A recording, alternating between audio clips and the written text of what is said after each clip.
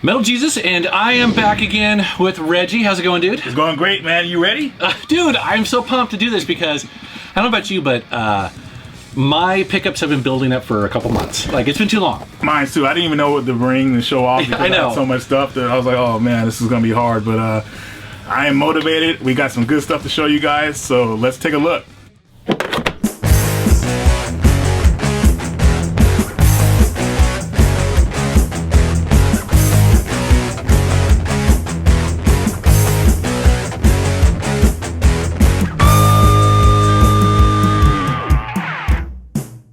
All right, dude. Who goes first? Flip a coin? Oh.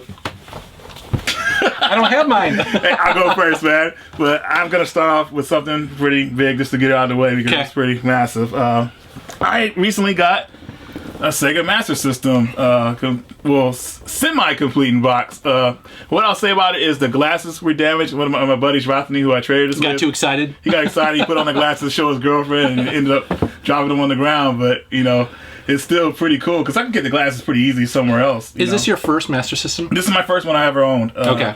So what happened was he found it at a Goodwill, and it was $50. And he said, hey, I want a 3DS. Will someone trade me? And no one traded him. So I said, yeah, you can have a 3DS. Here you go. And I picked it up from him.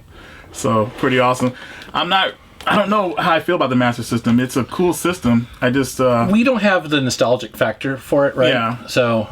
maybe if I find some different games for it, maybe, but I have to see. But still, it was a good pickup. I'm happy about it. Let Reggie know down in the comments that if he decides to keep the Master System, what games are must-owns. Thank you. Perfect. See? Yeah. Get them. They're going to help me out. Yeah. All right. So for me, I'm gonna talk about a game here. Have you heard of the game Rogue? I know the character Rogue from X-Men. Okay. Have you ever heard of the term roguelike? No. Like if they're describing a genre of game, they'll be like, oh, this is going to be roguelike. Well, this is Rogue. So what Rogue is, I was hoping that that would blow your mind when I said that. But, well, it was one of mine is a seal too. That's pretty awesome. Yeah, it might actually be new. But so the deal with Rogue is that Rogue was one of the first dungeon crawlers. It may actually be the first dungeon crawler ever made. And essentially what made it special is that it's completely randomly generated every single time you start. So it's different every time you play it. Then. And the game is basically designed to kill you. So you really have to kind of try to go as far as you can. Right. You have to eat in this game. You have to try to survive. And it's really addictive. It sounds pretty cool. And it's permadeath. Oh, wow. Yeah.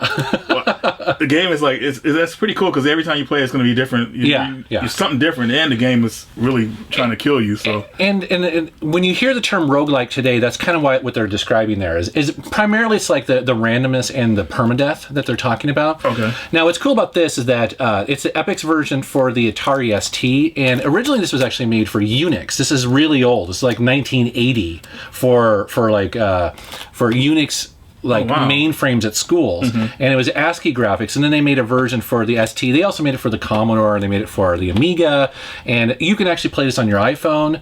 There's a version on the iPhone. There's a version on Android. Yeah, it's seriously old school. This is something cool seeing stuff like this. Wow, man.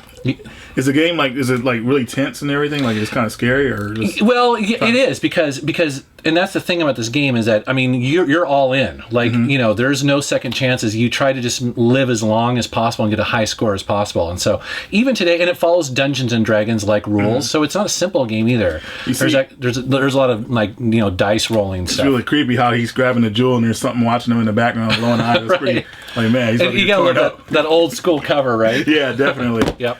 All right, so I'll start off. Oh, my turn again. I recently, I got this a little while ago, but I hadn't shown it off. I can't afford the real one for the TurboGrafx, but I got Magical Chase for the Game Boy Color. Oh. This is probably the most expensive Game Boy Color game I have. Yeah, wow. Definitely. That game is just really sought after for some reason, and it's a good shooter. It's pretty basic, but it's not really. Where I would say. Isn't it funny that some shooters out there are just kind of okay, but they're like, oh my god, prices? Yeah, exactly. So it's like shocking. Yeah, exactly. And I picked this one up. It's a good game and everything. Of course, it's in Japanese, which is fine. But you don't really need any like a big language thing to play. Shooter games. Yeah, you shoot stuff. Yeah, stuff dies. So pretty happy to have this. I always wanted the Turbo Graphics one, but the prices of that one, $5,000. I mean, is it really? Yeah, it's gone up to that kind of price. So it's like that's insane. So no. Next best thing. Okay. Well, I'm sticking old school for now, and I mentioned Epics before. This is a game you probably haven't heard of. It's called Rescue on Fractulus. This is for the Commodore 64 and Atari. That's interesting. So this was a Lucasfilms game. George Lucas's kind of offshoot back in the day. This is made in 85, so this is around sort of the Return of the Jedi era. But he was putting out some really innovative games. Not him personally, but his development team.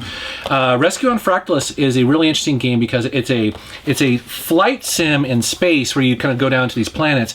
And the reason why it's called Fractulus is because it's based on fractal technology. So computers back in the day couldn't really push a lot of polygons. If at all. But fractals are math-based, and so you could actually create like real-time terrain on really low-end computers and have it relatively impressive. Wow, it's a pretty interesting game at the time. The other thing about this game too that was really innovative is that you're trying to rescue these pilots that are crashed on these planets, but in later levels, aliens may have taken over the bodies of the pilots. Oh wow! So and you don't know. They'll walk up to the ship door and you'll hear them knock, and you don't actually know if they're going to kill you or not. So it's like really tense. It's almost like one of the first survival horror games. Okay, so it's like 50-50 if you open that door. Yeah. Wow, it's pretty cool. Now, if they are infected, can they kill you immediately, or do you have a chance to react? Man, I don't remember. It's been so long. Usually, I would just poop my pants as a little kid, because like. Oh man, this looks pretty awesome. Yeah, dude. so I haven't played this in years, but I remember back in the day, I was like, oh man, this is a cool one. Great pickup. Yeah. All right, this is a pickup I wanted to show off a while ago, but it hadn't came in the mail. It got delayed. Nights into Dreams, the limited edition version. For the PlayStation? For the PlayStation 2 version, yeah. Whoa. So ever since I got the test system, I've been able to open up my library. Okay. And Nights into Dreams was one of my favorite Saturn games, but I don't want to get a Saturn again, so it was nice to get this on the PS2. I didn't know this came out on the PS2. Yeah, it came out. It was like more like a remaster. They fixed up the graphics and everything. And not only that, this version comes with Christmas Nights, which is a semi-sequel. Yes. Which is cool. So it pretty much works just like the Saturn version did with the clock. Depending on the clock and date setting of your system, you can play Christmas Nights, or if it's on Halloween during October, it'll rain candy like for Halloween and stuff like that. So really cool. Cool box too. I know, right? And it came with like a cards and stuff like that, and like a booklet, storybook. I can't read it, but it's I can understand the pictures. Yeah. So happy to have that. Really cool. Very cool. Well, should I stick with PC? All right, I'm gonna go one more PC game. And then switch it up. Okay. Captain Blood. That already sounds cool, and he looks like he's out for blood. Yeah, I know. So doesn't it? So this is for the Amiga. Yeah, that's right. It's for the Amiga. This was another game I had as a kid as a bootleg. Oh, really? Okay. Yeah, because in my little small town there was nobody who actually sold games. Right. So you had to do what you had to do. You had to do what you had to do, right? But at the time, this was such a beautiful, groundbreaking game. It's not really that great of a game looking back, but I wanted it for the box because it just has great artwork. Yeah, that's what I was going to say. The artwork just is almost a seller alone. It's how nice it looks. Yeah, and so the point of this game is that you are Captain Blood, and you've basically been, I forget if you're cloned or what, but basically your blood has been taken, and there's all these sort of evil clones out in the universe, and you go and you're trying to get back the clones and sort of rebuild yourself. But it has a really interesting mechanic in here where you meet a bunch of aliens, and none of them speak English, and you speak in little icons, and you basically form sentences and talk to them, whether they're good or bad. There's almost like this diplomacy aspect of the game that again was way deeper than most at the time, and it just had really cool Giger-esque graphics. Plus it also had fractal flights parts to it and stuff. It was cool. So it's making me want one actually. There's that cover already. That's my job, is to get you into PC gaming, like old school PC gaming. Speaking of PC, I think I have something here. Oh, really? Yeah, I got my one of my first PC games. What? Freedom Planet. Huh. Now I got this by chance because a friend was selling some stuff on in a Facebook group, and you know how everybody they go after the Nintendo stuff first, and he had this, and I couldn't believe nobody went for it. This thing goes for almost like over $100, and he sold it for $30. Is it new or old? No, it's new. It's a newer game. It was just made in limited copies. It was a Kickstarter for a physical copy, and basically Freedom Planet was a Sonic the Hedgehog fan game, but they decided to say, hey, let's make our own game. Oh, this is an indie box. Yeah. Oh, okay. And they decided to make their own game out of it. And Freedom Planet is just like a Sonic the Hedgehog game, but just way more hybrid and advanced. It has a good story mode, voice acting. Really solid game. I was very impressed with it, and it made me happy to have a PC game. Yeah, you know, PC really. Well, Indie Box is pretty cool. So, from what I know about them, is that they are a company that takes indie games that are usually come out on Steam or maybe consoles that didn't have a physical release, and that's what they do. They make physical releases. Very solid game. I mean, it's out on the Wii U console. You can download it too, but you know us, I had to get a physical copy. Oh, of course. Huh, that's awesome. All right, so next up for me, you and I both used recently a site called leaptrade.com. Yes. They contacted us and asked if we wanted to check out their site and get some games. So in full disclosure, they gave us some money to try out their site. And so we did. And I was really surprised to see that they had some PSP games, and they had this one. Now this was sealed. I opened it up, but I don't even know how you pronounce this. It's Hakuoki? Demon of the Fleeting Blossom. Yeah. Sounds like a soap opera, doesn't it, or something like that? Yeah, it's one of those visual novel games, I believe. Yeah, it is a visual novel game, and it comes with an art book. It comes with the soundtrack and stuff like that.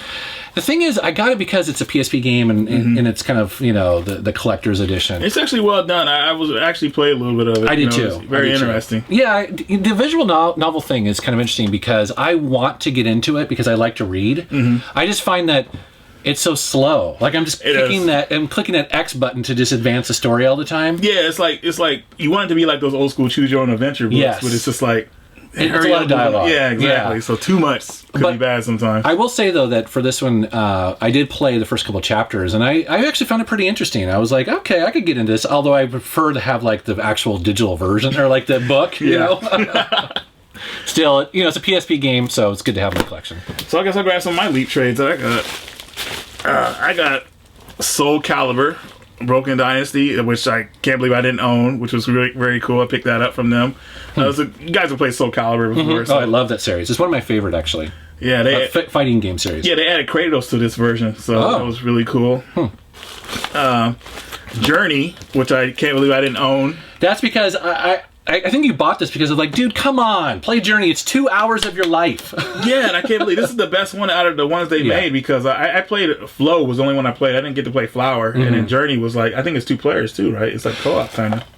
Yeah, well, the way it works is I'm not sure if it does couch co-op, but basically when you're playing Journey, it's connected to PlayStation Network, and then it pairs you with a random person that's also playing it. But what's cool about it is that you can't really communicate in the normal way. You communicate through chirps, and so it's a very pure way of playing because you essentially are just have the same goal, and you're kind of, I don't know, it's just really neat. It's well put together, huh? And then at the very end of the game, it shows you the actual PlayStation member that you played against.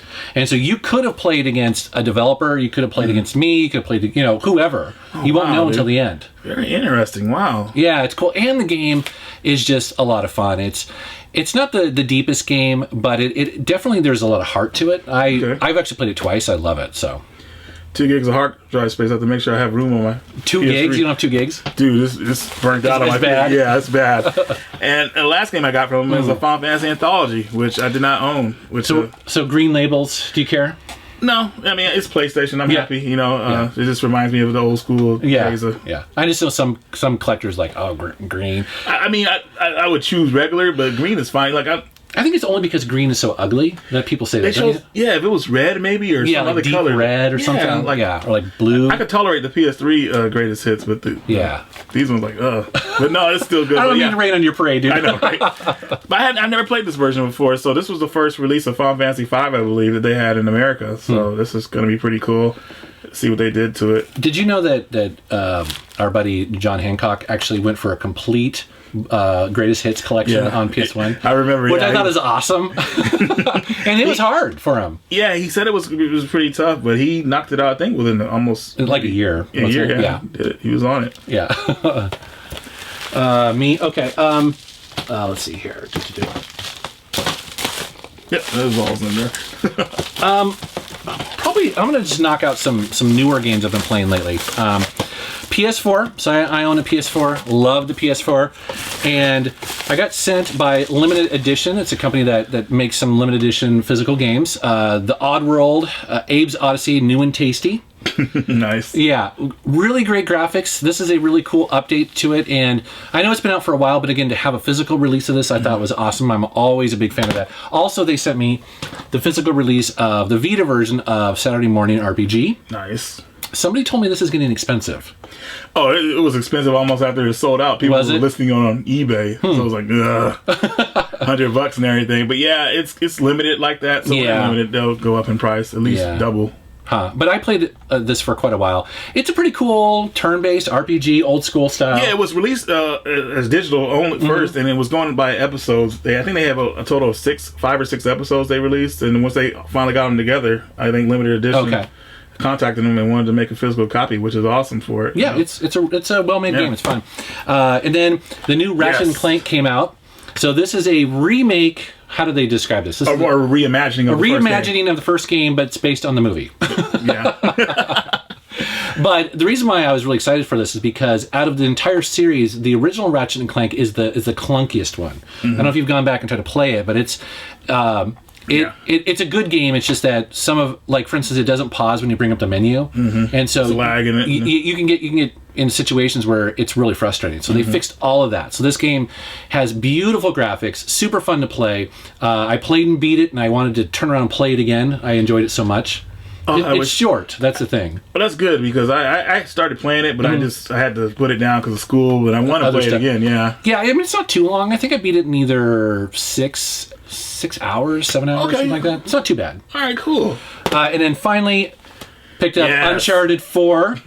This was a day one purchase for me. I was so excited for it, and I have to say it has not disappointed. The visuals. You know when those games come out and they have those moments where you're just stopping and looking at stuff. This game is filled with that. Yeah, it is. Like the environments that you're in. Or just pretty insane. Like all the details and stuff like that. I just nerd out. And people are shooting at me, and I'm like looking at the grass. Nice, man. The face capture, the story. I love the story. It's done some really surprising things. And now there's a big Easter egg that I'm not going to spoil here, right? You should.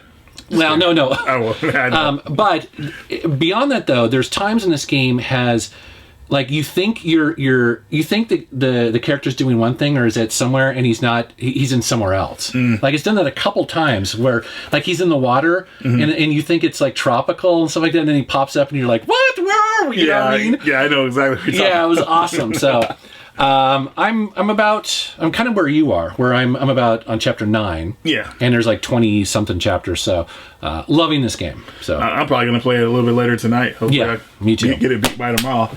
All right, so next game, I'm actually gonna bring out some PS4 games that I got recently. Life is Strange limited edition version. Now Life is Strange is, I took an interest in this game because I felt like it was going to be like a more of a real type about, maybe a story about some, how could I say it? More of a modern story, I guess. You didn't know. Say. Well, it is. It takes place in modern times. Yeah, that's what I'm trying to say. But not have the fantastic elements to it. Yeah, like zombies and stuff like that, or something like that. Because it plays like a. What would you say? It feels in the beginning almost like a teenage, like high school drama. At first I was like, what the hell? But then you have that moment where she goes back in time and you're just like, this what? Girl, she can rewind time and fix stuff and stuff like that. She doesn't realize it, so a lot of stuff happens in the game. Now, I couldn't really feel for the main characters because they're kind of young and everything. Yeah, a little whiny. And stuff like that. Yeah. But I did like the characters that they were involved with and everything, so that's what made the game likable for me. The story is really interesting. It is, and they probably could expand on it too. So this is definitely a game you guys should pick up if you're interested in that. It's a type of game too when you finish it, kind of like the Telltale games where it tells you like what choices you made, and compared to percentage, to other people. Yeah, I'm always surprised. I'm like, I'm only like of the 5% that let that dude die. Like, he was a dick. I know. Why did you let him live? I know. And then I got Republic Contraband Edition. You sent me a message about this. Yeah, basically they were selling on Amazon. It's going for $15 for the regular edition now. Oh, really? And then for the Contraband Edition on NIS America, they're selling it for I think around $40. Does it just have like an art book? Oh, is that what It comes with an art. It comes with a manifesto, pretty much. So, yeah, that's a crazy looking book. So how much of it have you played yet? I got to the 4th episode. Which you did? 5 episodes. Yeah, I almost beat it, but my TV blew out. So I was like, nah, gotta put this on pause for a while. Okay, so tell me, because this originally came out on iPad, and I played the first episode. I thought it was okay. The second episode, I mean, does it get better? Or? Yeah, it picks up. The first episode doesn't give you anything, clues or anything like that. Okay. Once you get to the second episode, it really picks up, and you start taking interest. You find out names of characters, right? All kind of stuff. And the developers are actually fans of the old school Resident Evil games, so that's actually, you can see how that's like put into this game, like camera angles and stuff like that. Yep. So it's really cool. And basically, you're trying to help a girl. Her name is Hope, and she's trying to get out of this environment, which I won't go into, but it's pretty much like a.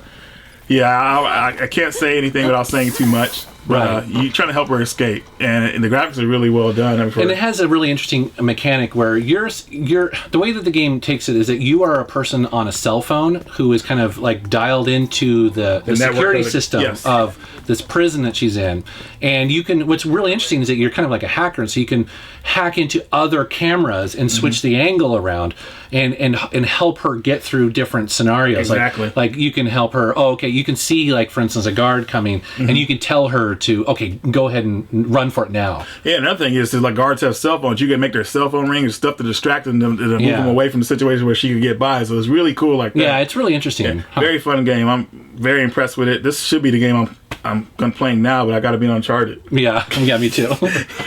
Okay, so for me next, I'm going to talk about 2 Game Boy Advance games. Reggie and I have been on a Game Boy Advance kick. Yep. And which is really fun. So I picked up Doom 2 on the Game Boy Advance, and I did this because several people were talking about how great Doom and Doom 2 are on a handheld, and I was really like, really? Like, yeah, it can do it? It is. Like, it's fantastic. Are you serious? Yeah, I'm impressed. Like, I actually played.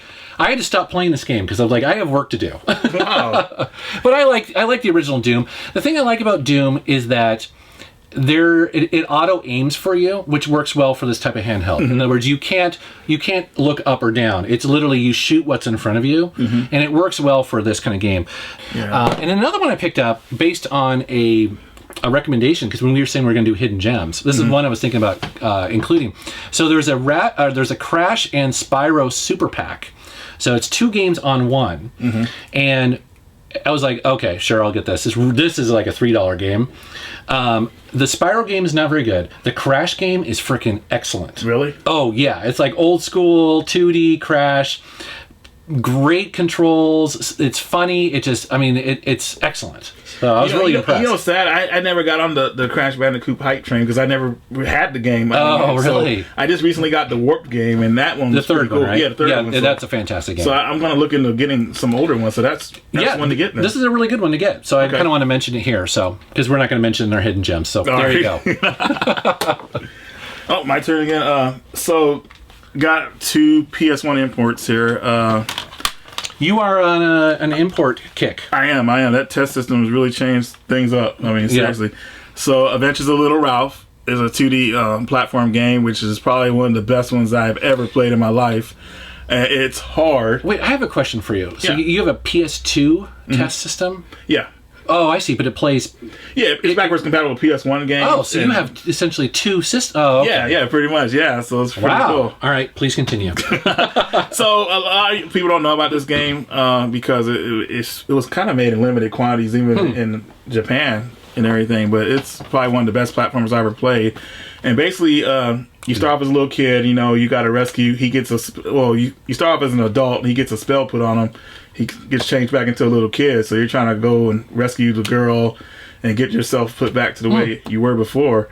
But the game really changes things up because when you fight, first of all, the game starts you on easy, so you have to go to the options to put it on normal if you want to get the real ending. The game actually default options are easy. If you start on easy, you won't get to beat the game. You'll only go halfway through and it'll start it over. Was the menu in English or Japanese? Did you have to figure that out? It was in English. Okay, so that's good. But you have to set it to normal, so I knew that right away. So I was able to get the complete game in the first playthrough. But as you get through the later levels, the levels that are cut out from easy, the boss fights change into Street Fighter battles. So you have to do like uppercuts and like motions and stuff like that. So it's pretty cool. So this is probably one of the best 2D. This is probably one of my favorite 2D games of all time. It's up there already. And the next game is Gaia Seed and Shoot 'em Up, which it was tough to get. Well, not tough, but expensive to get. Was it? And this shooter has some of the best music I ever heard for like a shoot 'em up game. It's really got that sci-fi feel to it. Basically, these people are trying to migrate from Earth and everything because Earth is I think it was like destroyed or something like that, and they're trying to go to another planet and everything. But enough about the story because it's mostly in Japanese. But the guy talks about it in the intro. It's a Japanese guy talking in English, and it sounds so good the way he's like telling the story and everything like that. But I beat the game on the first playthrough, and it has multiple endings too, which is cool. Wow. So, yeah, I got the worst ending the first playthrough though. Dude, you're making me jealous. I want one of these test systems. Hey, they're still out there. That's the beautiful part about it. But yeah, it just really opened up my library for my PlayStation collection, so I was really happy. But yeah, I might have forgot some of the story, but who it's cares? A shooter. It's a shooter game, so but the way the intro is like how they bring out the intro is like really insane. Okay, so let's see here. Little Red Riding Hood's Zombie Barbecue, one of the best titles of any game ever for the Nintendo DS. I've been wanting this for a while. Actually, Tina sent me this. Tina's a good friend of the Metal Jesus channel. She knew I was looking for this, and this is just a game that you don't find anymore. I mean, I don't know if it's really rare or expensive. It's just one of those that I think a lot of people skipped. It was, yeah. Yeah. I mean, it's cool. Have you played it? Yeah, I got it. I think I recommended it to you too. You probably did, yeah. So it's really cool because it uses the DS perfectly. You basically control down at the bottom, and then you use your stylus to sort of control where you're aiming. It's almost like a twin stick shooter, but it's just flawless. Like in the way it plays, like it's one of those really addictive games where you just keep playing and playing. And again, it's just a really good shooter, Yeah, it's very impressive. You know what? I haven't played it in years, man, but I remember that when I was playing it, I got pretty far in it actually too. But it reminds me of this game called Blood Brothers from back in the day, an arcade game. It's weird the way everything plays, but that's another topic. But really, really cool game. Yeah, very cool. Oh, my turn again. Oh, so I got this recently. Trigger Heart Excella. I think I pronounced it right. Now, this is a shoot 'em up game for the PS2. It looks like a full-on toy in here. Yeah, it came with that. I'm really getting into the shooters and everything, so I had to pick this up. Now, they have a standard version, but I said, hey, might as well go with this version. This one's awesome. Yeah, it comes with some kind of action figure in there. I haven't opened it up, took the action figure out, because I just took the game out and played it. But, because if I take that out, if I lose the pieces, then I'm like, ugh. You do the breaking the seal on this. Now, I know this probably did not come, sealed. No, I didn't. But there's tape in there. So, technically... Yeah, technically it's sealed. That might be a good video, actually. You should do that for your channel, because I just want to see it. Nice, dude. That's cool. It's a really good game. It's out for Xbox Live. They have that version too, but I just had to get the physical version of it, which it's on Dreamcast as well. But PS2 test system. Good to go. That's cool. Let's see here. Oh, also on the DS, I picked up Okamiden. Excuse me. That's a sequel to Okami, right? It is. It's the actual sequel to it, so it's not like a remake or anything like that. Yeah, it's really cool. I haven't played much of it yet. I've just I did a bunch of research to see if I'd like it, and it seemed interesting. It does. You play as a little pup as opposed to the big full-size wolf, so it's got a little bit of a cute factor there, which might be kind of cool. But supposedly this is a pretty impressive DS game with a really big world to explore, just like the original. Plus, because it's the DS, doing the celestial brush is a little bit more natural for doing your attacks and stuff like that. Okay. And it's cell shaded and all that. So I'm really looking forward to playing this actually quite a bit. So cool. Yeah. I never played the first Okami, but it looked interesting. So yeah, I played it quite a bit back when it first came out, and it was beautiful, very Zelda-like. Okay. Next game I have is Strike Witches. I think I pronounced it right. All these games have little toys in them. This is awesome. Yeah, and this toy looks weird though. It does. It looks like a little half-naked kid. Yeah, I was like, what the hell, dude? But she's like one of the strike witches, and that's her. She has her armor and gun in here and everything. That's basically, if you guys remember the video we did back in the day, we did a video on Genesis, my favorite Genesis games, and there's a game in there called Battlemania and Troubleshooter. Well, this game feels like those games, like shooters. You control 3 girls at once, and they all have different weapons, so you can switch between them and everything, and aim in different directions. So, really cool game. I mean, I was really impressed with it. It's got good boss fights, a good amount of weapons that you can use, and these are awesome little collector's editions. I know, right? And you know what? I got this for $30. I had to wait for like the crazy shipping though. It took like a month. It's for the PSP. For PSP, yeah. Oh, dude, this is cool. So happy to have that, man. You know, I'm still on the shooter hype. I mean, not every shooter, just the ones that I think that appeal to me. You know, like really good ones. So yeah, wow, that's cool. Next up for me, I picked up. I didn't realize that there was another MotorStorm game on the PS3. So this is the last MotorStorm game that came out on the system. That's one? And it's really good. Okay. So it may actually be the best one. They switched developers, so this is not the original developer. It's another one. But I love these games because they're arcade racing games. They're completely over the top. They always have multiple paths to get through a level. So when you say arcade game, it's pretty much you could get into it and get out of it real fast. Absolutely, absolutely. So it's not a simulator in any way. You don't have to get a license and all that sort of stuff, and drive a Volkswagen for 2 hours before you can finally play the game. Yeah. No, this is get in there, have fun. And actually, what I like about this is that the levels are completely over the top because you're in this apocalyptic city and buildings are toppling over and while you're racing. Yeah, it's awesome. Oh. It's cool, and you're going through buildings and stuff. I don't know. I just love these kind of games where they're like literally you don't know how you made it through. You know what I mean? It's just like tense like that. Yeah, like it's like somehow you survived.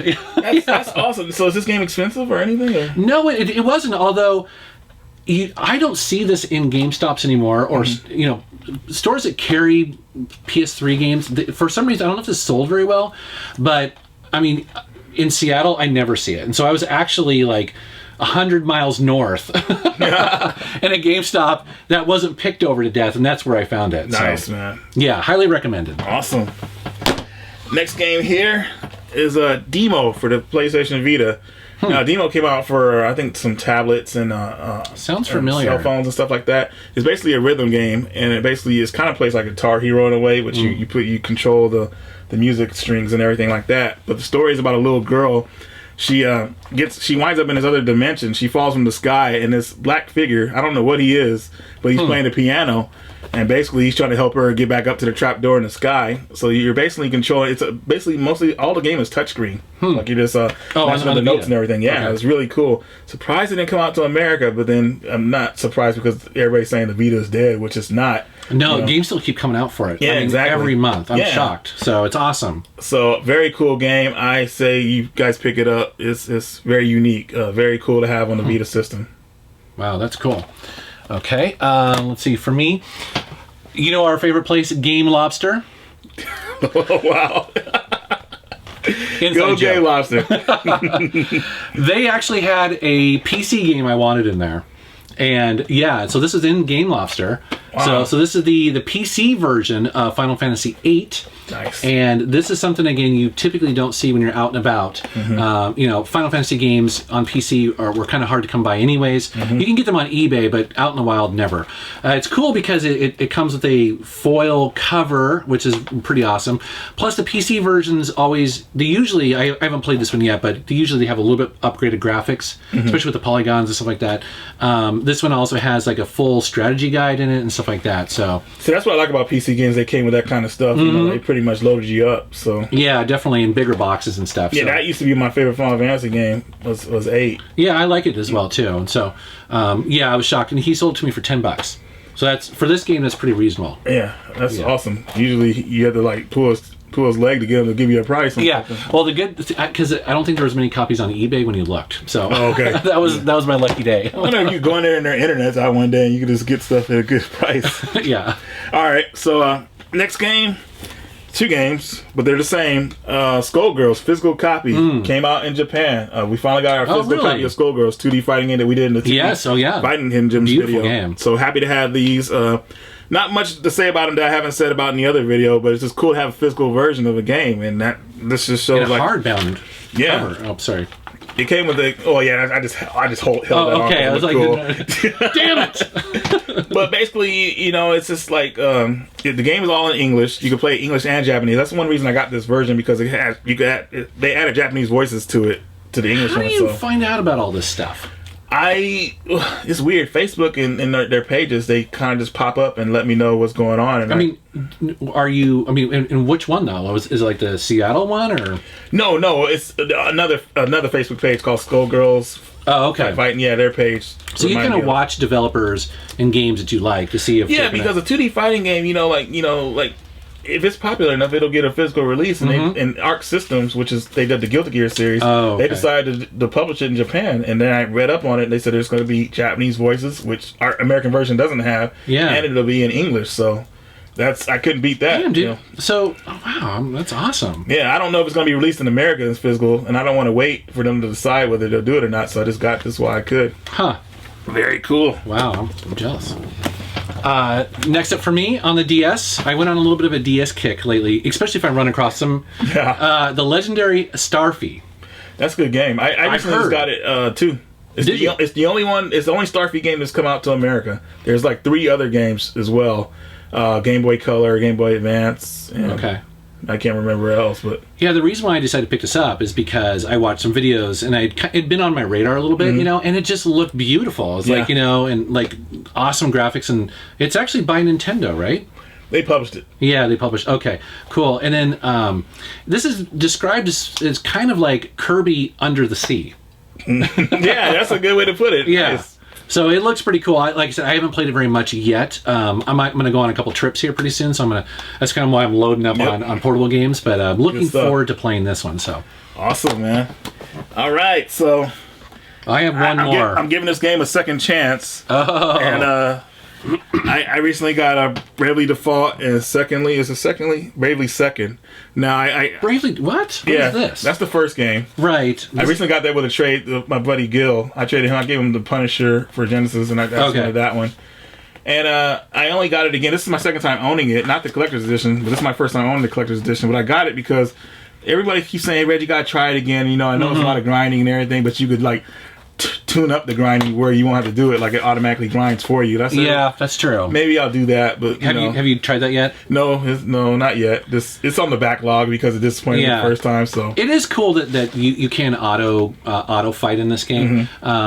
Which I do appreciate. And actually, this game is beautiful, and it's one of the few games where I play it with the 3D up because everything's really cool looking. Yeah, and it really reminds you of the old school Final Fantasy games, which is nice. You don't a lot of that feeling you don't have anymore for the new Final Fantasy games because they seem more mainstream Hollywood type. Yep. I agree. So I got Bravely Second as well because I figured like I was gonna I would like it the second time because I kind of did like it the first time, so I'm giving it a second chance. I got this one. While it was this is out. Heavy. Yeah, it's got some cool stuff in there. You haven't opened it yet. No, I was going to break the seal. Wow, that's cool. Now, is this a U.S. release version? Yeah, U.S. release version. At GameStop, Amazon, a couple of places. Wow. Dude, you're killing it with the special editions here. Maybe we should here. Oh, that's fine.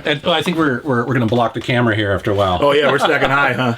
I got one more item. I only have one more, too. So, okay, I guess this is my last one. Digital only, the opposite of a collector's edition. Oh, my God. And are you going to leave? I feel like it. You're just going to get the hell out of here. I feel like it right now. I can't believe you said that. Digital? Really? You know why? Because it only is on digital, and I love this game so much. I've been talking about this game forever. On the Xbox 360, there used to be a game called Shadow Complex that was made by Chair. It's download only. I love this game, right? Mm-hmm. So the reason I'm holding this is to remind myself that you have this game. Yeah, because there's no physical version, right? So they released very recently a remastered version for the PS4 and Steam or whatever. But so I was so excited, even though it's digital. I'm like, damn it, you're so close. Like, come on, It's possible if a game gets popular that they might make a physical, right? Like, I hope so. I don't know. I wish. But it is one of those games where, I mean, it's like a premium title as far as like the quality goes. It uses the Unreal Engine. It's basically what it is. It's like a Metroidvania style game where it's 2D. What's really cool about it is 3D though in the level design, and actually the shooting is in 3D. It's not great great, but essentially like when you're running, your little dudes running there, if there's people in the background or even in the foreground, you push forward on the thumbstick and you can actually aim at them. Oh, wow. Okay. Yeah, so you can shoot into the background.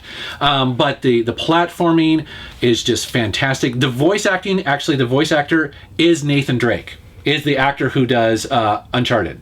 It's weird because I'm playing both games, and it's the same guy in both games. Wow, dude! I just thought of his name. I forgot about it. I know. Nathan Drake. It's called Nathan Drake. That's right. And he's been on a bunch of other games before, but so it's got really great voice acting. What I also really like about it, that makes it sort of Super Metroid-like, or Castlevania, is that you'll get stuck in a level. And then you have to get the power up, like the jetpack. Now you can be able to fly up a little bit, or you get like a mask that allows you to breathe in underwater, so you can actually go further down. And what's cool about this game is that it supports a speed run mode. So once you beat the game, and you have this ability to run super fast, and there's an achievement in the game, or a trophy, that if you can literally run from one end of this level, and it's massive, all the way to the other side without stopping, there's trophies for it. And serious? Yeah, it's little stuff like that. So it's I nerd out on this game too much. So I was really excited for a remastered version. It looks really fun. Is it expensive? No, I want to say it's. I don't remember. I would have paid $60. Okay, is that good though? Wow. Okay. Yeah, I mean it is one of my favorite games. One of my favorite downloadable games on the original Xbox. So I was glad that they gave it new life. I want to say it was $20 maybe. Okay, it's totally worth it. All right, definitely. Okay. Do you forgive me now? I forgive you, because I'm taking interest to it, so I'm gonna look at it later, see what it's about and everything. Well, you told me what it was about. I'm gonna see if I'll be. You should check it out. Okay, cool. Yeah. Or maybe I'll show you after we're done filming. And my last item here, it was a gift from a friend.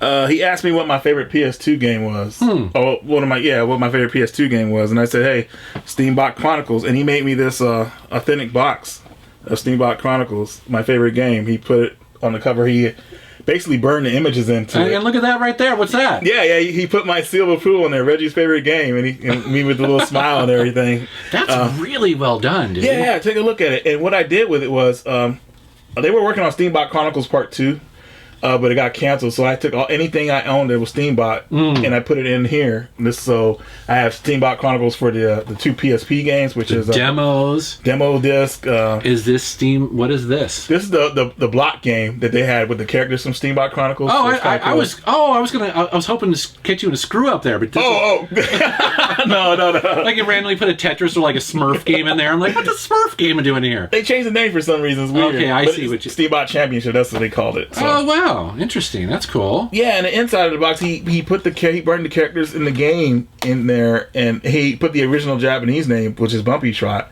and he really hooked it up, man. Fabricio, thank you so much, man. You really looked out for me. Yeah, that was a pre-order bonus. It came with a harmonica back in the day. Wow. And the harmonica was pretty good, but I actually broke my original one, so I said, "Nah, I'm not gonna." I was playing it at work and everything. I was trying to act like cool and everything. It was hella funny. But yeah, really. Really cool. This is like probably one of my favorite items in my collection. Just something really impressive piece of work. The detail on that. I mean, yeah. Huh. I mean, I guess I could choose it is my favorite game, but it was hard to choose a favorite game because you get asked that question a lot. But I had to a game that touched the heart, and this game was it. I know. So yeah. Huh. Wow, that's cool. Great artwork to work with there too. Oh yeah. That's cool, dude. That's another pickups video. Yeah, I hope you guys enjoyed it. It's been a while, but hey, maybe we'll do some more in the future. We will. Yeah, please. Okay, we will. What am I talking? Like we're gonna stop collecting. Yeah, that's it. This is it. Like this is the last one. And done. Yeah. Well, so hope you guys liked it, and let us know what you think in the comments and all that stuff, and we'll see you next time. I just checked, and this is the 35th pickups video I have done for my channel. So if you like these kind of videos, you are going to want to be subscribed because I release 2 new videos every single week, and Reggie is often on my channel. So definitely want to be subscribed. Also check out MetalJesusRocks if you are missing some of my older videos. Thanks for watching.